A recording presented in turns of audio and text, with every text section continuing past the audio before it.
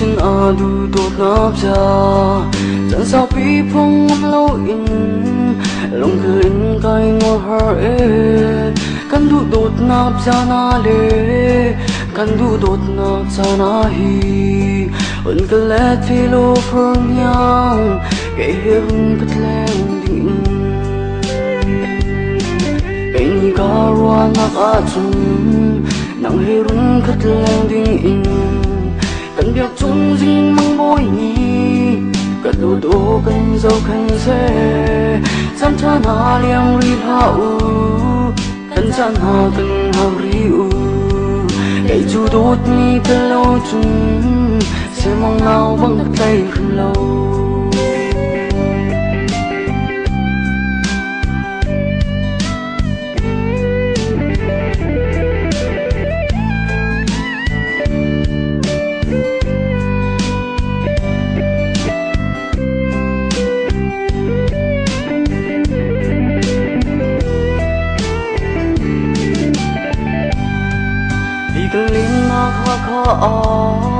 lặng li và lặng tâm nói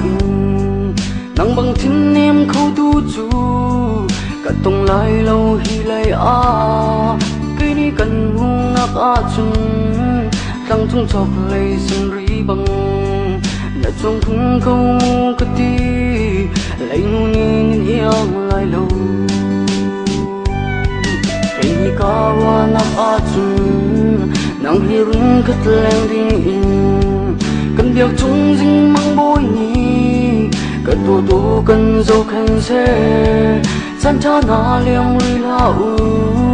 cần chăn hà cần hao ri u cái chú đốt mi tơ lâu chung sẽ mong nào bằng tay khăn lâu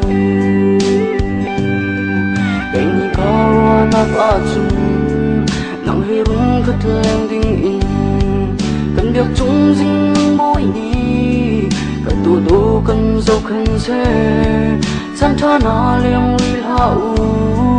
cần chăn hà cần hao ri u